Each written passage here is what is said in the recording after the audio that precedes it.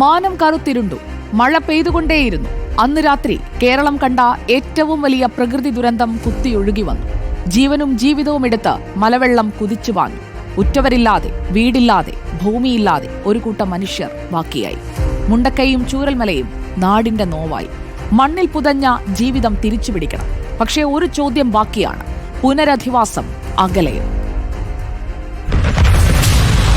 നമുക്ക് ടൗൺഷിപ്പ് വേണ്ട, നമുക്ക് തക്ക നഷ്ടപരിഹാരം കിട്ടിയ ഞങ്ങൾ എവിടെയെങ്കിലും പോയിട്ട് ചെറിയ വീടാണെങ്കിലും.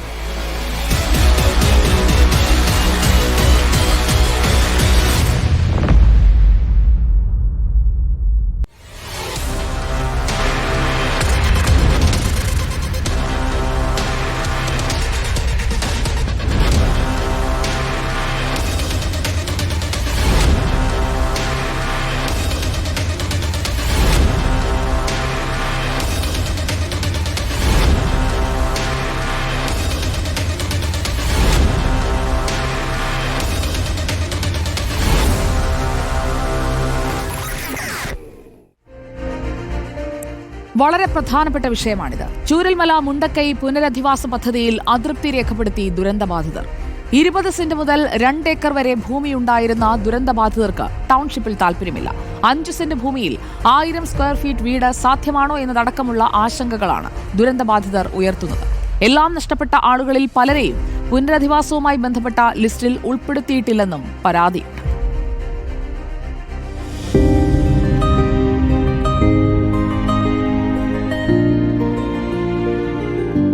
ടൗൺഷിപ്പിനോട് താല്പര്യമില്ല ഞങ്ങൾക്ക്.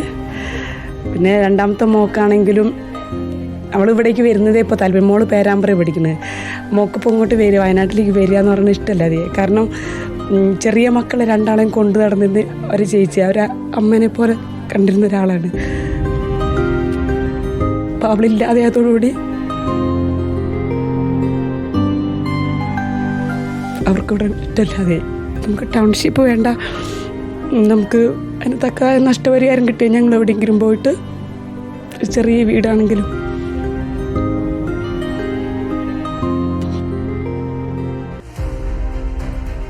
വി എസ് രഞ്ജിത്ത് നമുക്കൊപ്പം. Good evening V S Ranjith. വയനാടിന്റെ വേദനയായി മുണ്ടക്കൈയും ചൂരൽമലയും അടങ്ങുന്ന ഭാഗം ഒരു മുറിവായി ഇപ്പോഴും അവിടെ കിടക്കുന്നുണ്ട്. അവിടെ നിന്ന് മുറിവേറ്റ മനുഷ്യരിൽ ഒരാളുടെ വേദനയാണ് നമ്മളിപ്പോൾ കേട്ട വാചകങ്ങൾ. അവർക്ക് വേണ്ടത് എന്താണോ അത് നടപ്പാക്കി കൊടുക്കുന്നതിന് ഇനിയും സമയമെടുക്കും. അത് കേസും കൂട്ടവും ഒക്കെയായി കൂടുതൽ വൈകുന്ന ഒരു സാഹചര്യം. വായ്പ നൽകുന്നു കേന്ദ്ര സർക്കാർ, പക്ഷേ ആ വായ്പ ഉപയോഗിക്കുന്നതിനായുള്ള നടപടികളിലേക്ക് മാത്രം കടക്കുന്നതേയുള്ളൂ. ഇവർക്കിപ്പോൾ അടിയന്തരമായി വേണ്ടത് അവരിഷ്ടപ്പെടുന്ന രീതിയിലുള്ള ഒരു പാർപ്പിടമാണ്, അല്ലെങ്കിൽ ഒരു സൗകര്യമാണ്. അതിലേക്ക് പോകാനുള്ള സാധ്യത ഉണ്ടാകില്ല എന്ന് കോടതിയിലടക്കം സർക്കാർ ബോധ്യമാക്കുമ്പോഴും ഇപ്പോൾ നൽകാൻ ഉദ്ദേശിക്കുന്ന ആ ഒരു പദ്ധതി അത് ഇവർക്ക് ഒട്ടും താല്പര്യമില്ല എന്നത് സർക്കാർ കണക്കിലെടുക്കുന്നില്ലേ?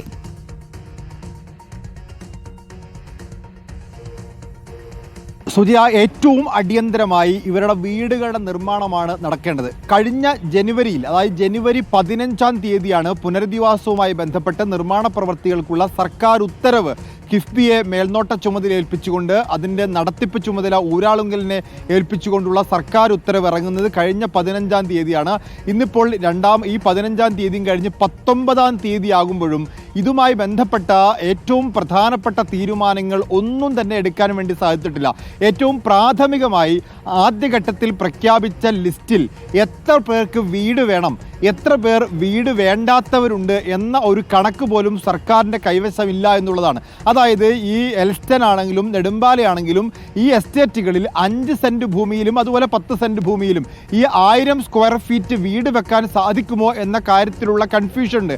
5 സെൻറ്റ് ഭൂമിയിൽ 1000 സ്ക്വയർ ഫീറ്റ് വീടുണ്ടാക്കുമ്പോൾ അത് ഒറ്റ നിലയിൽ വേണമോ 2 നിലയിൽ വേണമോ എന്ന തീരുമാനം എടുത്തിട്ടില്ല. ഒരു വീടിന് നിലവിൽ സിസ്കോൺ അംഗീകരിച്ചിട്ടുള്ള പ്ലാൻ പ്രകാരം 30 ലക്ഷം രൂപ ചെലവാകും എന്ന് പറയുന്നു.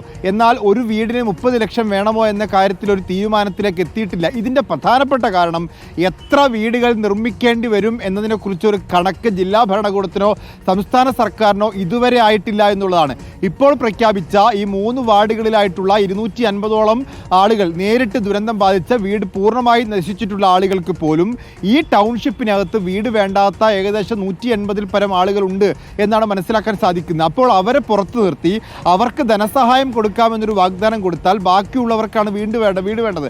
അങ്ങനെ ബാക്കിയുള്ള 150 കുറഞ്ഞ പേർക്ക് മാത്രം വീടുണ്ടാക്കുമ്പോൾ ആ വീടിൻ്റെ നിർമ്മാണ ചെലവ് വീണ്ടും ഉയരാനുള്ള സാധ്യതയുണ്ട്. ഇതൊക്കെ കണക്കാക്കിക്കൊണ്ട് എത്ര നില വീട് വേണം എന്നതുപോലും കണക്കാക്കാനുള്ളത് കൊണ്ട് ഊരാളുങ്കൽ ഇതുമായി ബന്ധപ്പെട്ട ഒരു പ്രൊജക്റ്റും ഒരു ഡിസൈൻ വർക്കും ഇതുവരെ തയ്യാറാക്കിയിട്ടില്ല എന്നുള്ളതാണ്. 3 മാസത്തിനകം പ്രൊജക്റ്റൊക്കെ തയ്യാറാക്കാനാണ് ഊരാളുങ്കലിനോട് പറഞ്ഞതെങ്കിൽ ഈ 1 മാസം ഇതുമായി ബന്ധപ്പെട്ട പ്രവർത്തനങ്ങൾ നടത്താൻ സർക്കാരിൻ്റെ ഭാഗത്തുനിന്നൊരു സഹായം ഉണ്ടായിട്ടില്ല എന്നുള്ളതാണ്. ഭൂമി 5 സെൻറ്റ് മതി പോരാ എന്നുള്ള ഒരു ആവശ്യം ജനങ്ങളുടെ ഭാഗത്ത് പൂർണ്ണമായിട്ടുമുണ്ട്. അതുപോലെ വീടുകൾ നിർമ്മിക്കുമ്പോൾ അത് കസ്റ്റമൈസ് ചെയ്ത് ഉണ്ടാക്കുന്നതിനെ കുറിച്ചുള്ള ആലോചനകൾ നടക്കുന്നുണ്ട്. ഇത്തരത്തിൽ സഹായം ആർക്കൊക്കെ കൊടുക്കണം, ഇപ്പോൾ ജോൺ മത്തായി റിപ്പോർട്ട് വന്നിട്ടുണ്ട്. ആ റിപ്പോർട്ടിൻ്റെ അടിസ്ഥാനത്തിൽ 2ാമത്തെ പട്ടികയും 3ാമത്തെ പട്ടികയും ഉണ്ടാക്കുമ്പോൾ എത്ര പേർക്ക് ഇനി കൂടി വീട് വേണ്ടി വരും, അവിടെ വീട് പൂർണ്ണമായി നശിച്ചു പോയിട്ടില്ലാത്ത ഭാഗികമായി നശിച്ചുപോയ ഒറ്റപ്പെട്ട മേഖലകളിൽ താമസിക്കുന്ന ആളുകളെ എങ്ങനെ പുനരധിവസിപ്പിക്കണം എന്നറിയാൻ വേണ്ടി തയ്യാറാക്കിയ ജോൺ മത്തായി റിപ്പോർട്ട് പ്രകാരം എത്ര പേർക്ക് വീട് വേണ്ടി വരും, അല്ലെങ്കിൽ അതിൽ എത്ര പേർക്ക് ധനസഹായം കൊടുക്കേണ്ടി വരും എന്ന കാര്യത്തിലൊക്കെ കൺഫ്യൂഷൻ നിലനിൽക്കുന്നതുകൊണ്ട് ഇതിലൊരു കൃത്യമായ വിവരം ഇപ്പോഴും സർക്കാരിനില്ല. മാത്രവുമല്ല, ഇപ്പോൾ തയ്യാറാക്കിയ പട്ടികയിൽ പുറത്താണ്.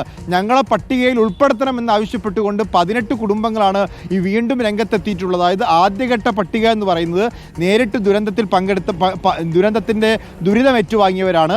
ആ ദുരിതം ഏറ്റുവാങ്ങിയവരുടെ ആദ്യ പട്ടികയിൽ ഞങ്ങൾക്ക് കൂടി ഇടം വേണ്ടതാണ്, ഞങ്ങൾ അവകാശപ്പെട്ടവരാണ് എന്ന് പറയുന്ന 18 കുടുംബങ്ങളുണ്ട്. അവരെ ഉൾപ്പെടുത്തണമോ എന്ന കാര്യത്തിൽ തീരുമാനമായിട്ടില്ല. അതായത് സർക്കാർ ഉത്തരവിറങ്ങി 1 മാസം കഴിഞ്ഞിട്ടും ഇതിൻ്റെ ഗുണഭോക്താക്കളെ കുറിച്ചുള്ള കൃത്യമായൊരു കണക്ക് തയ്യാറാക്കാൻ, ഈ ഗുണഭോക്താക്കളിൽ വീട് വേണ്ടവരെത്ര, ധനസഹായം വേണ്ടവരെത്ര എന്ന് വേർതിരിക്കാൻ ജോൺ മത്തായി റിപ്പോർട്ട് പ്രകാരം 2ാമത്തെ പട്ടികയും 3ാമത്തെ പട്ടികയും തയ്യാറാക്കാൻ ഒന്നും സർക്കാരിന് സാധിച്ചിട്ടില്ല. അതുകൊണ്ട് തന്നെ മൊത്തം എത്ര വീടുകൾ വേണമെന്നൊരു കണക്ക് സർക്കാരിൻ്റെ കയ്യിലില്ലാത്തത് കൊണ്ട് ഒരു വീടിന് എത്ര ചിലവാകുമെന്ന കാര്യത്തിലോ, ഒരു വീട് ഒറ്റ നിലയിലാണോ 2 നിലയിലാണോ എന്ന കാര്യത്തിലോ ഒരു തീരുമാനവും എടുക്കാൻ ഊരാളുങ്കലിന് സാധിച്ചിട്ടില്ല. അത് കൃത്യമായ ഒരു എണ്ണം കിട്ടാത്തത് കൊണ്ടാണ് 1 മാസം കഴിഞ്ഞിരിക്കുന്നത്. പിന്നെ എങ്ങനെയാണ് റീബിൽഡ് വയനാട് എന്ന ഈ പ്രോജക്റ്റ് അതിന്റെ ഒരു കംപ്ലീഷനിലേക്ക് എത്തിക്കാൻ നമുക്ക് നിർദ്ദേശിച്ച ആ സമയ പരിധിക്കുള്ളിൽ കഴിയുക എന്ന ചോദ്യം അവിടെയാണ്.